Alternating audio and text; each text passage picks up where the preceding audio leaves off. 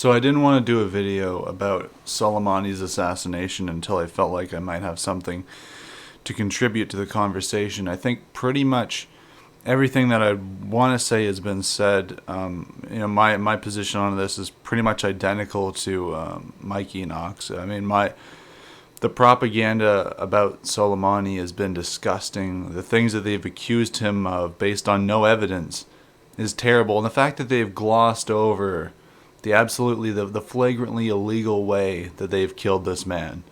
This man who they're saying it was not popular in Iran despite the hundreds of thousands of people who showed up at his funeral. I responded to Kurt Schlichter, I think. Schlichter, whatever the hell his name is. 4-star colonel who works for Town Hall. I called him a Ziocon, a neocon warhawk, excuse me. And he responded by making a joke about my mother, which is really revealing of the kind of people that we're up against here. A 4-star general that can't even behave like an adult. My account was banned, but I have the screenshots to prove that he did, in fact, say that, so it doesn't matter. But it's just, these people are pedantic and childish. But what got me interested, I saw the sort of difference between the way that the left and right were reacting to this. We have the grug brain neocons that were activated all of a sudden. It really was spectacular how these people became warhawks overnight, how they became energized. But also what was interesting, I thought, was the leftist cope, right? Because these people are trying to seem as though they're opposing it, but they're really not. They nitpick details.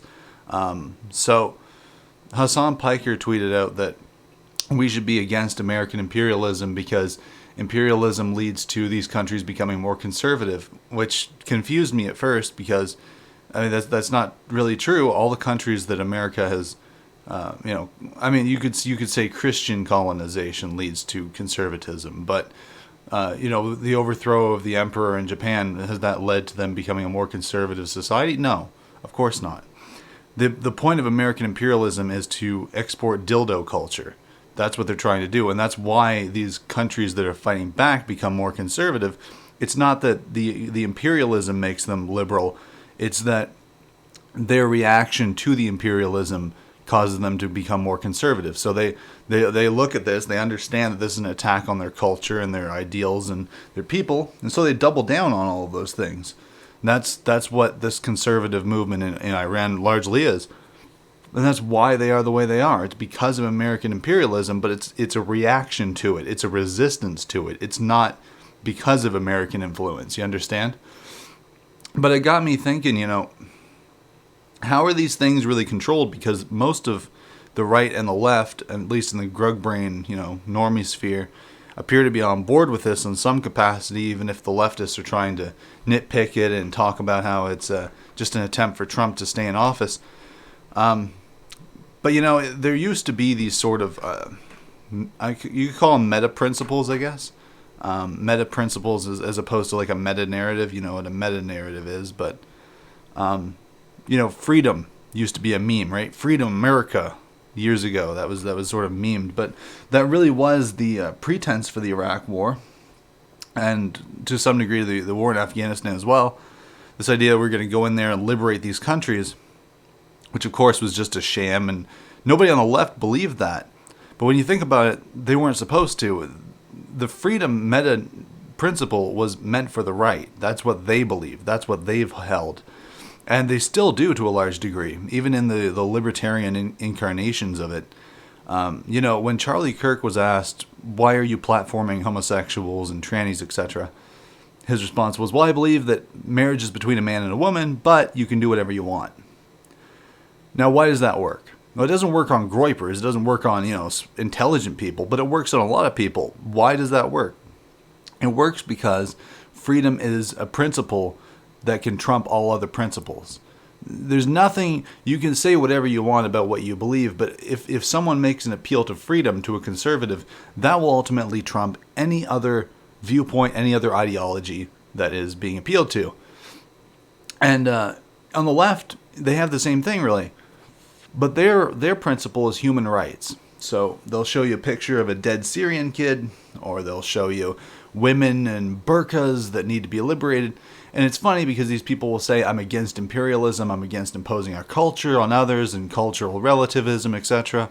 But then when it comes to, essentially just destroying a culture in the name of human rights, they're perfectly fine with that. Because no matter how anti-war you claim to be, when someone makes these appeals, whether you're on the left or the right, when they appeal to one of these meta principles, and these are just two, but maybe you can come up with others. When someone appeals to these meta principles, you're expected to bend the knee. You're expected to just roll over and take it. And I think that's what destroyed much of the anti-war left back in the day, because when I remember being one of these people, and the people that were constantly trying to argue against us were the people that were making this appeal to human rights. And it's like, no, I don't care about the dead Syrian kid on the beach, because I have the forethought to understand that bombing these people is going to lead to more dead children. It's going to lead to us spending millions of dollars to kill people's children. And there's no benefit to this whatsoever. There's no reason to do this. But you're expected as a lefty to say, oh God, the poor children. Oh God, the women in burqas. Oh God. You're supposed to feel so horrible about this. And, this is really breaking down. Among the intelligent people, I've talked to some libertarians, I've talked to leftists, not the grug brain type, but the type that are politically involved and aware. And, nobody intelligent supports this. It's all the people that are just following the narrative, right? And and this doesn't really work so well as it used to. When people try to use these appeal to human rights and freedoms, a lot of people are just like, I don't fucking care. I don't care what these people do. That's their country. I don't care if their women live in burqas. That's not my issue. That's not my problem.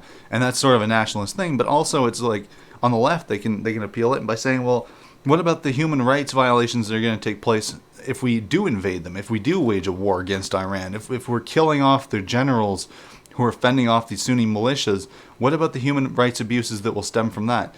Now, that's a kind of sort of a nuanced position, but yeah, these meta narratives are breaking down. They're not as effective as they used to be. And as that happens, they're now forced to come up with other reasons. So they have to lie about this man. They have to lie about what he's done. They have to make up the stuff about Benghazi. Oh, they're trying to blame Benghazi on him. They're trying to say he was, he killed hundreds of Americans. And, when I first heard that they were saying he killed American soldiers, my first thought was, well, are these American people who went over to fight for ISIS? Because remember, a lot of these Marxist kids were recruited online years ago, went over to fight for ISIS, and then couldn't come back because they were terrorists. So, I mean, what is the context here? Who are they killing? Where are these soldiers? Are they collaborating with Sunni militias? Are they just wrong place, wrong time? Are they being targeted because they're Americans? Because, I mean, what we know from Iran's behavior, they've done everything possible to try to avoid giving the U.S. any reason whatsoever to declare war on them. They've been very tentative about that. They've attacked the Saudis, but they're not afraid of the Saudis, really, in the way that they could fear giving America a reason to invade. And then you have the obvious, the fact that the U.S. government won't even honor the vote of the democratic Iraqi government that they themselves implemented. And it just shows you, none of this matters. Democracy is a sham. Human rights is a sham. Freedom is a sham. These things are just rhetorical tools. They don't amount to anything.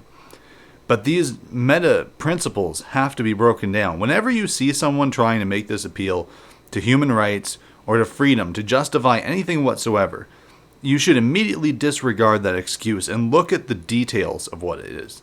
Because anybody who's trying to use these vague things that can be applied in virtually any context whatsoever are doing so because they don't have anything stronger. They don't have any circumstantial evidence. They don't have any strong argument for why they should do what they want to do. And so they're just appealing to these vague principles that have been ingrained in people to trump every other viewpoint that you could possibly have. So, yeah, it's bullshit. All of this is bullshit. But I think that we need to push hard against any sort of claims of human rights abuses. It's not our fucking problem. There are human rights abuses everywhere. Okay, freedom is an abstract thing. You don't have freedom in your own country. You can't get what you want in your own country. Why do you want to impose your will on another? You can't get your border wall. You can't get a strong economy. The GDP doesn't matter. Your money is worthless. It's just overinflated garbage. And you're now like launching a war against a country that is sophisticated, that has suffered horrible oppression at the hands of the American government. And the last thing I'll say on this, I saw an article, I think it was in the Washington Post, but I could be wrong. It was an article from a U.S. official saying that the Iraqi government basically threatening them, saying we would hate for you to suffer the same economic sanctions that we put on Iran if you were to fall under their control. Basically was the argument, if you vote us out of Iraq. So, I mean, this is the thing. Using coercion and threats and assassination and flagrantly breaking international law, breaking American law, Trump threatening to bomb cultural centers, which is a violation of the Geneva Convention. How do you, as an intelligent person, as a thinking person, see all of this and come to the conclusion that the Americans are the good guys? And, you know, I've held off on my support for these regimes. You know, you can say a lot of horrible things about Iran, about China, about Russia, but at their core, what this is that this is a power block of nations trying to retain their culture. Russia, China, and Iran are all countries that just want to be left the fuck alone. They understand that the United States, Israel, Britain, all of these countries, and Saudi Arabia, these are countries that are trying to break them down so that they can force Jewish dildo culture on them and destroy their country and puppeteer their economic systems. Like, of course they don't want that. Of course they've doubled down on conservatism. These people, for all of their faults, are not the bad guys. They're not the ones trying to impose themselves on us. It's the other way around. And you know what? I'm just going to say it.